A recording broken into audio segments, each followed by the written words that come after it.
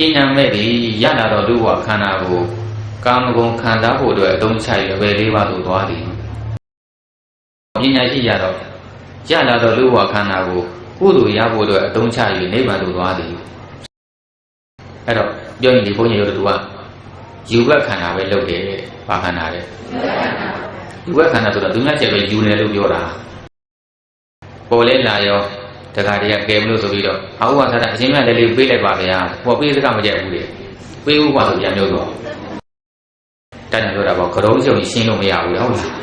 ဟောလူသိရှင်းလို့ကရုံးရှင်းမရဘူး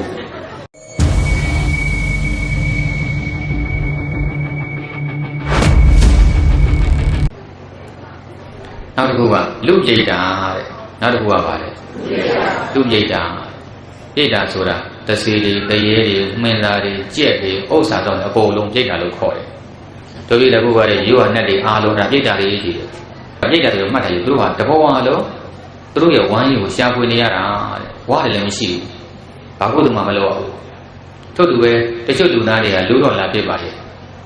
အသက်သေးတဲ့ဒီဝမ်းရည်ဆိုင်တဲ့ကိစ္စပြီးသွားတယ်ဘာလို့သူမှလောက်ခွင့်မရအဲ့ဒါလူပြိတ္တာတဲ့ပါတယ်လို့လူပြိတ္တာယောဂတွေလည်းလူလောကလည်းရှိတယ်ယဟန်လောကလည်းရှိအခုဦးဇင်းတို့ယဟန်လောကအကြောင်းပြောရင်လူလောကအကြောင်းခါတည်းပါသွားတယ်ဦးဇင်းလည်းမကြာခဏပြောပါတယ်သူရောသူကြကြပြောပြဘုန်းကြီးနှစ်ပါးရန်ကုန်ကကြီးပဲတစ်ပါးကဒီဘုန်းကြီးကိုယ်တိုင်တစ်ပါးကတော့ရန်ကုန်ကမထားပါတူတယ်ပေါ့ဘာတူလဲဆိုတော့ဘုန်းကြီးချင်းတူတယ်တစ်ချက်နှစ်ချက်ငွေ35သိန်းချင်းတူတယ်အဲ့ဒီအချက်နဲ့ပြောပြဇလန်နဲ့တာလူကြီးရဲ့အကြောင်းဆောင်းပါးရေးမယ်ဆိုမရေးရဘူး35သိန်းဆိုပြီးတော့ပေါ့နော်စာရေးဝါဒနာပါတဲ့ကိုချင်းအရေးပြီးတော့ဆောင်းပါးပို့ကြပေါ့တကယ်ဖြစ်ရပါအရှိပြီးသားကကြီးအဲ့တော့ပထမကိုတော့ယူသူကဟိုတနေ့ကဦးဇင်းဘုံမှာ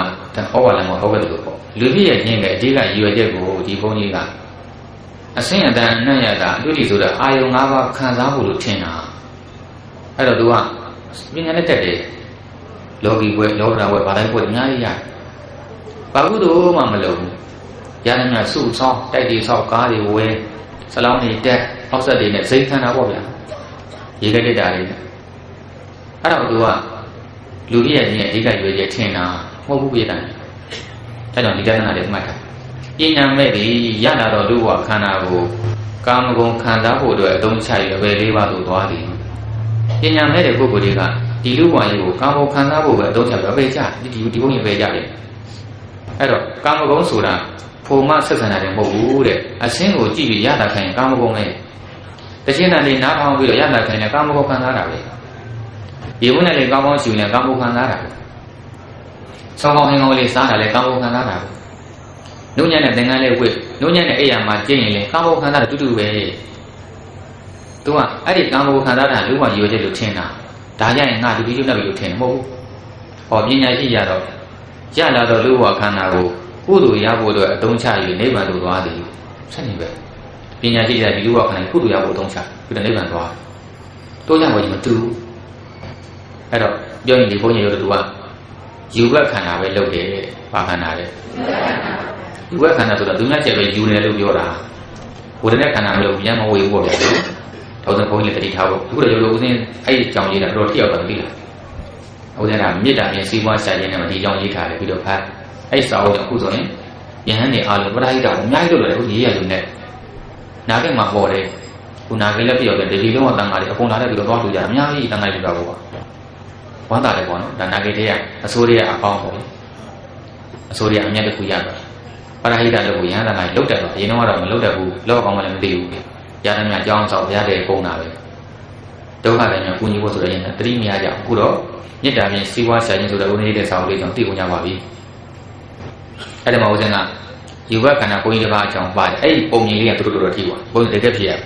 အဲဆက်လင်းမျိုးပါမပွေးအဲ့မှာဥပ္ပဇာရနဲ့ဇာဝရဘုကဥပ္ပန္တိကနှစ်ပါးရှိတယ်ပေါ့နှစ်ပါးရှိတော့ဥပ္ပဇာရက2မျိုးတယ်ရဟန်းမြတ်စုယူဘခန္ဓာတဲ့ဘာခန္ဓာလဲအမြဲတမ်းယူဘနေတာပေါ့ပြန်ဒီကိုစိတ်ကူးမရှိကြတော့ယောဂီယူနေကြပုဂ္ဂိုလ်ကယူရတာပဲပြောတာပြန်မဝေးချင်တော့တထုံးစံတော့ကြာဘဲလို့မဆိုကြာလို့ဆွဲသွား အဲ့ဒါဘယ်လောက်ဒီဆိုတာလဲသူ့ရှိမှာတဲ့ပေးဆိုတဲ့စကားလာမပြောနဲ့မကြိုက်ဘူးလေဗျာပေးစကားပြောရင်ဒါငေါက်နှမ်းတော့တယ်သူကယူပဲယူနေတာဟုတ်တဲ့တော့ဒီသူတို့တော့ရောက်လိမ့်မယ်ဒီချင်းကြီးကသူတို့တစ်ပါးစဉ်းစားပြတော့ပဲတောင်လို့ခေါ်တဲ့ဆက်လေးနဲ့ပြောရတာဆက်လေးမှောက်တော့ရေနစ်တော့